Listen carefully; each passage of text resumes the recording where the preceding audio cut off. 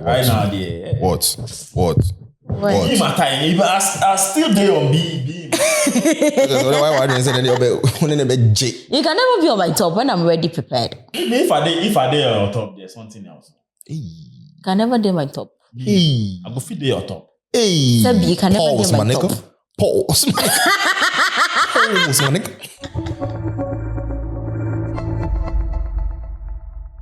Hey, I say colors and yasha that view. From oranges to the reds and the blacks and the... I see him, Junior. Hey! Now I didn't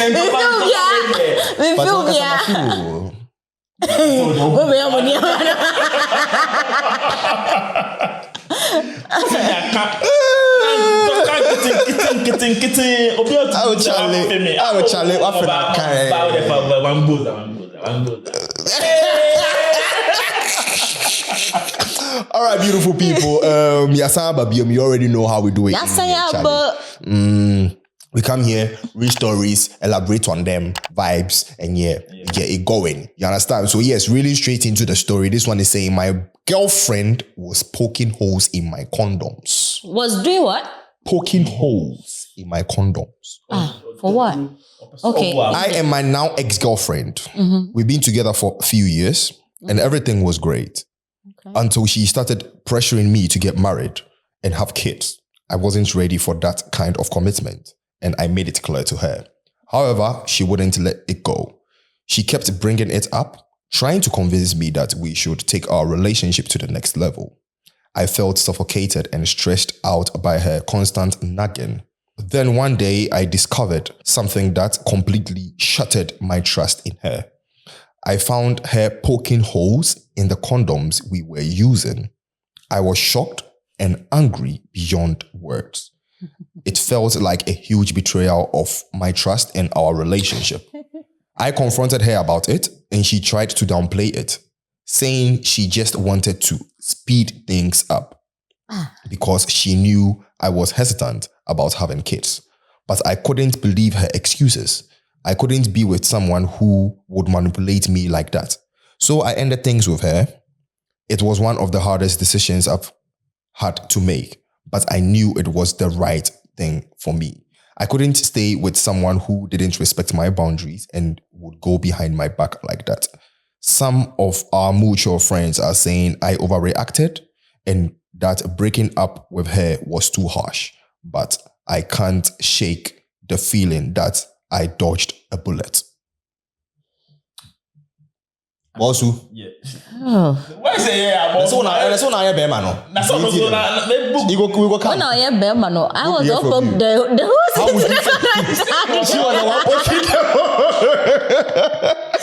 How would you feel in this situation? And do you think he was harsh? I mean, it was a bit harsh, but then I'm not blaming just like I blame both of them because I believe that, I mean, from the onset of, me getting to know you, getting to know me stage, right? You have to set your goals or what you guys want to achieve right, as a couple. And then now you can decide, okay, I'm ready for kids. You're not ready for kids. So let's try and meet halfway. Maybe in the next 2.5 years, in the next 5, then you guys know. But I don't be say you meet the girl, you say get nice but tossing breast soft, then you fall. You forget the things that you are supposed to do and go with the flow. And then now you are paying the consequences of you omitting those things from those conversations from the beginning. And then now you are like acting upon it. It's like you called for it. But let's not forget that he said he made it clear to the girl. Yes, but because they didn't come to a conclusion. You think they didn't come to a conclusion? Because if they did, the girl wouldn't try and rush things. No. It's like you okay, I'm not ready for it, but you left it in the air. I can say that all your life in the relationship or all the time you'll be with this girl, there are going to be no kids. It will get to a time where you also want kids. But you have to communicate that to the girl. Okay, I'm not ready for the kids in the next 5 years. Maybe after 5 years, we can start having that conversation. Why? Because I have to put things in place in order to be able to take care of another child or another human being. Yeah. That is you communicating. But you can't say, I'm not ready, and then leave it open. Close it. So you think he was not 100% specific with time, date, and stuff like that? I feel it's because let's just put it in that bracket in communication. They didn't communicate well, or he didn't communicate well to the girl. But bro, if I communicate to you that I don't want to have children, but I didn't tell you in 5 years' time I want to have the kids, now you decided to put my condoms that we use now. Do you think I will be harsh breaking up with you? Because you feel you are getting closer to your age that you have to get married and all of that thing. So now you want us to move the relationship to the next I think when it comes to ladies, giving birth while we are in a relationship or marriage, it's sort of a big deal to us because of our age. You get it? So you telling me you're not ready to have kids, at least give me some reasons why, or some reasons you are not ready to have kids. So that's where his communication thing comes in. Okay. If then the waiting depends on me. Do I want to wait or move on? Can we also agree to the fact to say, if the woman want to still have kids, say in the next 2 years, it really still boils down to her than the man. Even if the man says, I'm in a relationship with you. Yeah. I don't want to have kids now. After 5 years, we can start thinking about it. But the girl is getting closer to an age where she feels, I want to start having kids. Ready to have kids. Yeah. If it doesn't matter how the guy convinces the girl, true or false. It's not convincing matter. You see, that's why I'm saying that. Okay, you see, you're saying that you want to have kids. Let's give a scenario. You're saying that you want to have kids in the next 5 years. And then she'll say, I'm 30. Next 5 years, that will be me 35 or 36. So that means that the probability that I'll have a smooth pregnancy is going to be high. Low.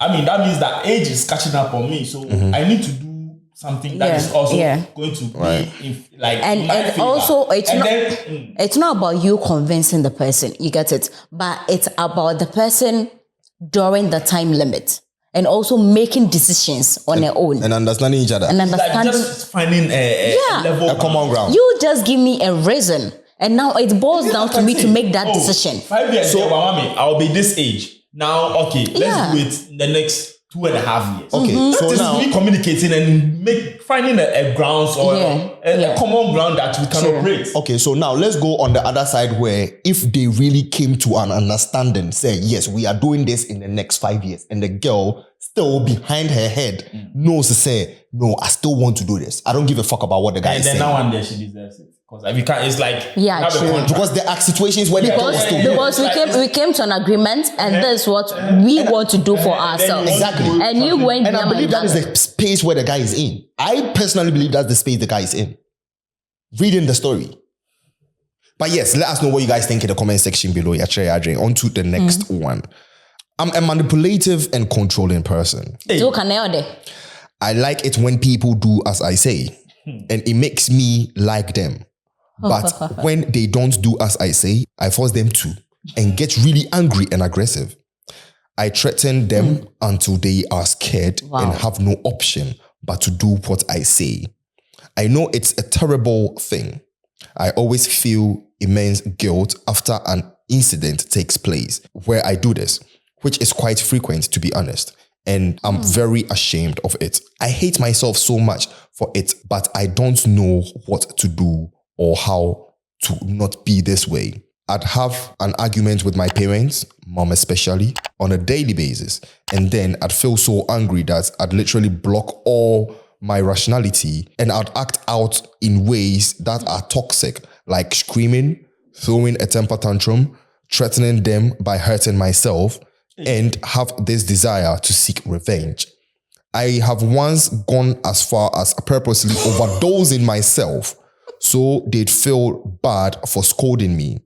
But when they do feel bad, I'd feel satisfied for a little while until reality hits me and I'd regret it so much. And I isolate myself in my room and cry and want to actually die. I do this with everyone in my life and mostly my parents, and it's making their lives miserable. I want to run away so they can finally be happy without me, who spreads toxicity everywhere she goes. I used to be such a kind person as a child and was always compassionate to everyone. I don't know when or why I turned into this despicable human being. By the way, I'm 19. Before we all go forward, this is a serious issue. Yes. Okay, good. May is actually the month of mental health awareness. As this one, you read my mind also. That was the right. I was also about to say. Oh, okay. Any amount to us, great minds think alike. Thank you. Yeah, because this person, I think he needs counseling. She. Wow. Yes.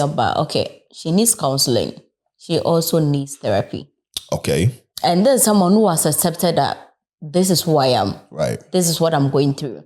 So it's easy for the person to go through that step. Right. And I think she's willing to change to have that kind of bonding family connection again. Right. She feels it's really affecting the family, Right. love, relationship, and everything. So she's willing to work on herself to become a better person, not for herself only, but for the family as well, and to maintain peace. So, yeah. Also. Yeah, I mean, I feel like, Vanessa, like she has said it all. And like she said, she has taken the first step. That is accepting herself of what she is doing. So she has left that room for improvement. As in, I think I can do better, and this thing is being a hindrance and making me not be able to, enjoy certain things. So when therapy comes in the picture and, she talking to a therapist, I think that is going to also help her to be able to bridge, that gap between, her mental health and her family, and it's going to create that tight connection. Yeah, that's actually a good thing. Also, sometimes some people to take the step to go for therapy and counseling and stuff like that in the crowd to even get it, get that exposure to it is hard. The only thing I would say is so NSA. If you are watching us, you can log on to wannatokabout.it.com. These are like websites that can help you navigate you through such situations and issues, like help you with maybe online coaches and stuff like that. You understand? Talking about therapy, I read like a short story on X like this week about therapy. Like the lady was like, some therapists, instead of them to help you to heal, they rather make you feel worse. How? In the sense, so in her case, she said kleptomania.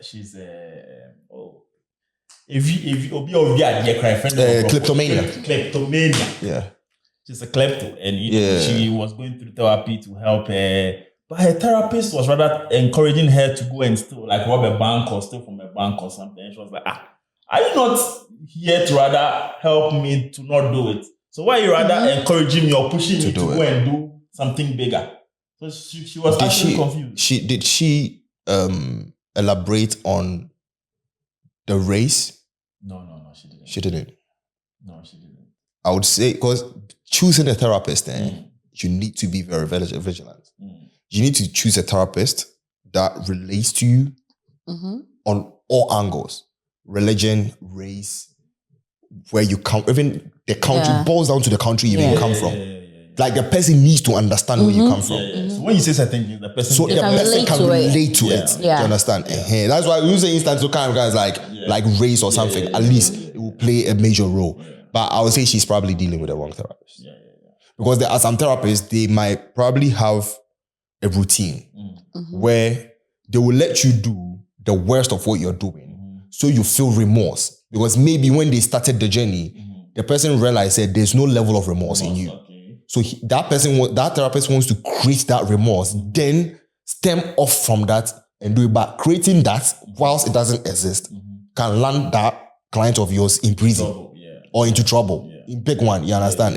So therapist, and then so sometimes, know your ways and means to, to be dealing with your friends and ask, hey, and I feel hopeless. Why you laugh? I just want medicine. Medicine. Why no one bottle? Why? Why not? Why you asking? Why fine? No. No, but as a 10, I reactivated wine. Yeah, why not? One glass and now one bottle. In the full glass simple. Hey, and then why not more? No, so on time, on you be on your mon sign. No. Why you asking? No, that's why I find B. And that's why I find so I fresh you. Why I find so I said about when you like the energy. That's it. When we started the second episode, many issues. Why are you asking? No, it's because he gave me some kind of facial expression. It's not mystery. Okay, so I can just say no. You did some facial expression, B.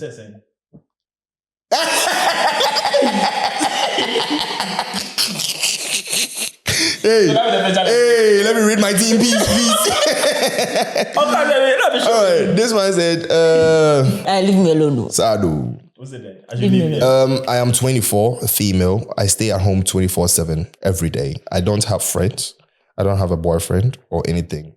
Not even talking stage. Like nothing. Zero. I don't talk to people online either. My phone is pretty dry too. I don't talk to people either. I could not get into uni as I was so depressed back then and I couldn't study or focus. I wanted to die. I tried. I didn't succeed, of course. I just don't know what to do. I'm from a conservative family. Everyone's biggest goal is to get married and have a family. It isn't my dream, but my parents keep trying to set me up with someone. My family members talk to me like I'm 50 and single. I don't even know where I'm going with telling these. I thought I was not depressed anymore. I was feeling okay. Out of nowhere, I felt so sad. Now, I don't know why, but I just did. I feel lonely too. What do I do? Yes, we'll be reading a lot of mental health stories. Yeah. More drink one. I mean, this is not.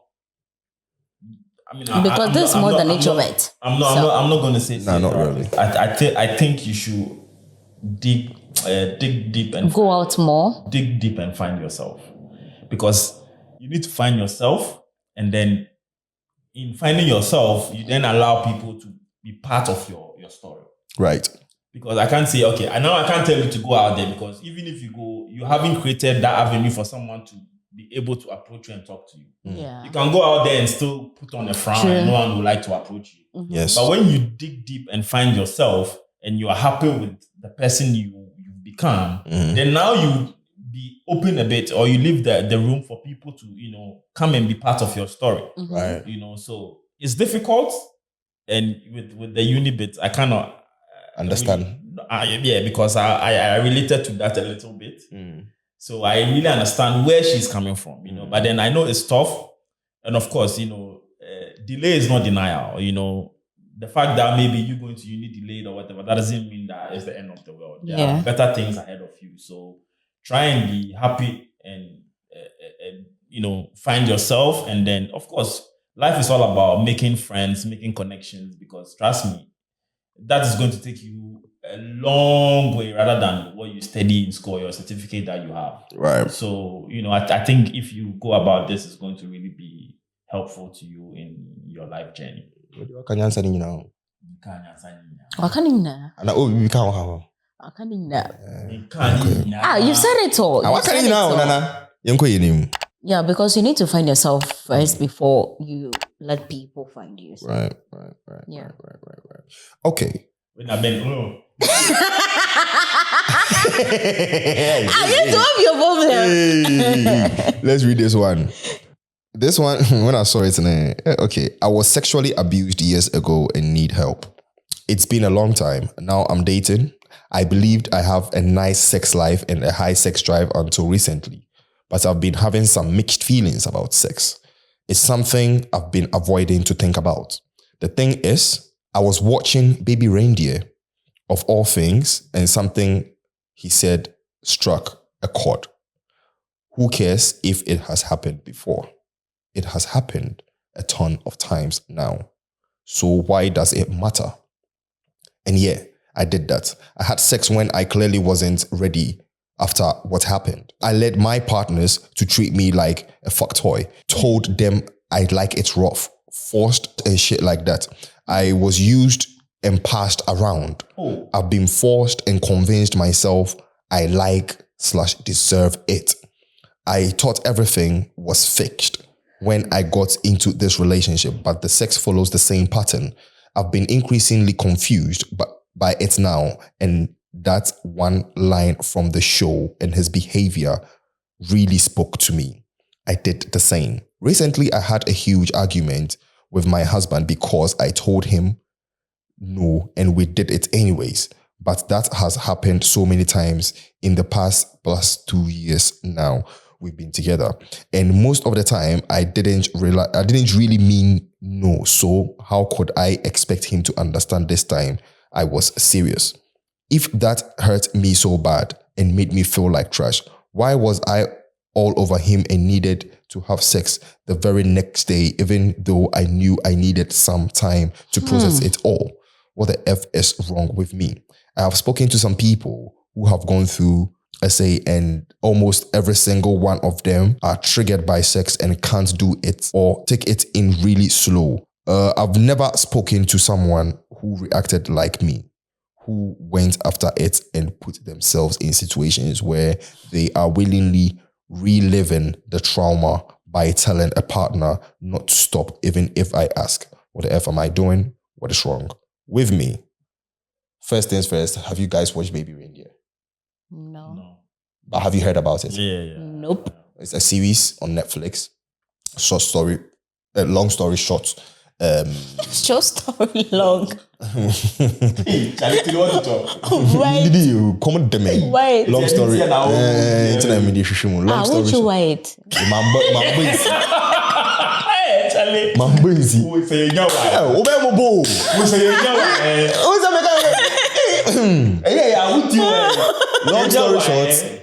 Long story short, a comedian striving to, your friend is saying, blow up, but was struggling it. You understand? Okay. Then he fell in the hands of getting to know a stalker. A stalker who has a very bad record of even stalking police people and sons. Yeah. And the girl, like, I didn't get some name before, your friend is saying, that chronic thing. But the girl did so many things that eventually she was caught. But whilst the guy too was striving to blow up or not, it led him to a certain part, getting exposed to a guy called Damien. Okay. And the Damien raped him. The Damien was gay. Oh, okay. But people are not really talking of that side. Okay. And that is the part where this girl is coming from. Okay. But because when the Damien guy raped him, because he overdosed him with drugs, from cocaine, heroin, stuff like that. Yeah. And when he overdosed him, he raped him. But he didn't see what truly happened, but he felt it. Yeah. Like when he woke up and stuff like that. Yeah. And he was trying to find answers.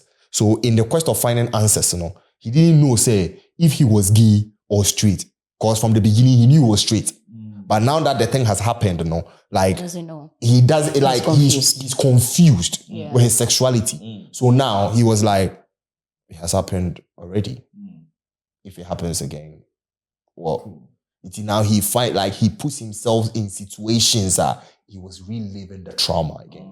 And that guy that acted the movie, literally, is the same person that went through the situation in real life. Okay. So he relived his trauma again in the movie. Okay. Do you understand? So yes, literally. It's a good recommendation. You guys should watch it. You guys should watch it. It's just like 7 episodes, 8 episodes. It's a good binge. Oh, okay. It's a good binge. So yes, with this one. Yeah, back to the story. I mean, yeah, it's a more typical example of be careful of what you wish for, or be careful of what you ask for.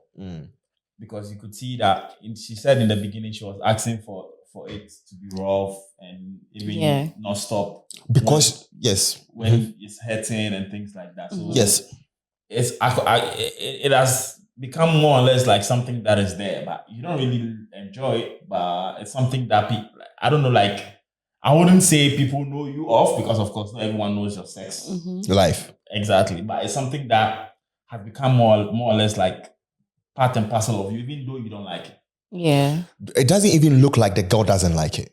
Based off she referencing with the movie, and Mama realized, say, like, since she went through that situation, she processed it as now that is how sex is supposed to be.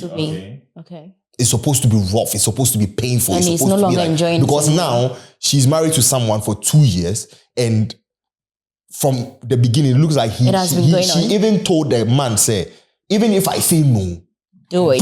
Yeah. Force it. Because that is how she has processed the trauma. Yeah. So she hasn't healed from that trauma. Do you understand? She hasn't dealt with it well. Yeah. She didn't, we can say she didn't even know how to deal with it. Could be. Do you understand? But now that confusion, when the muama, she doesn't realize it. Okay. You get my point? So now, anytime any man comes in her life, hey, I like it rough. Slap me. Do this, do that. Maybe that is what she went through when she was getting raped. Or getting molested. But she didn't heal from that. She hasn't forgiven herself, say it wasn't her fault with that. Do you get me? That is why she's reliving that trauma. But after watching that movie and the guy saying that and watching the guy's behavior pattern, she realized that, this is not right. So now that the husband is familiar with saying what that is why she was saying, I always say no, but it always goes. Yeah, but then I think that's what you made it from the beginning. They need to see like a therapist together. Heavy one. Because this, you can't say just her, because now the husband is being involved. Exactly. Yes. So yes. And the guy is accustomed to that. Exactly. So both of them need to be anything you want to and I think right now that's how the guy also wants the sex, because you started this with me and I'm also enjoying it. Okay. Right. You get it? Yeah. So you telling me to stop. Now you're taking a part away from me. Yeah, I don't think it's going to be easy on the guy as well. True. Because what I wasn't, you've made a part of me. So I think the therapy should be, or the counseling should be both. For both of them. Yes, but on the other side too, the girl also needs to have therapy on a personal level too. Yeah. Yeah, of course. I mean, she could start, I believe, herself, and then later the guy will join. The guy will join, because I think that when the girl heals from that past, and now she's dealing with the present. You understand me? Because there are some situations in life, sometimes when they happen to us, we don't heal from them, and we grow with it to a certain level. Say, people that are around us are so accustomed to it. That the thing is, we are actually attracted to those people. Because we feel, we feel that they understand us. Exactly. That's why, because she's saying, when I say no, he still does it. Means yes to him. Probably crampo no. On can't train it. Okay. Say, for example, me as a person, if you think, I'm gone. I don't even want to touch you.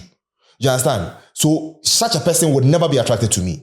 Based on how my mentality is. But because that is how they want it. Do you understand? So it's different from changing someone like me into someone like that. And say now you want me to come back to my norm. Very difficult. Yeah. You get my point? But there are some people, naturally, that's just how they are. Yeah. You get me? It's, if you are out there, you find yourself in such situations, please do your possible best to heal from it. Seek help. Yes, we're in a month of mental health awareness. Doesn't necessarily mean you are weak. Good. Yeah. Seeking help doesn't mean don't be ashamed to also seek help as well. Yes. It's a really good that we are touching on these things. Yeah. Let us know what you guys think in the comment section below. This is the part 1 of this week's podcast. Part 2 will follow up, and it was crazy and crazier. Crazy and crazier. Yes. Why are you looking at me? Yes, subscribe to the YouTube channel and go for me. crazy, you're crazy. I come to look at me. Not just follow at us the on end all is the social- craziest. Madam, let me sign out. Follow us on all social So he thinks that the craziest is me. Won't you let me sign out? Hold on. Follow us on all social media. First lady of the pod. Yeah, first lady of the podcast. I am here with Hold Ivan on. the Chase. Hey, but let me say my name. Eh? Why are you saying my name? Yes, say my name. Say my name. Yeah, so today I'm here with the man them. Ivan the Chase. And Madam. Say it. Adepa Benz. We are out of the chew. AKA Queen B.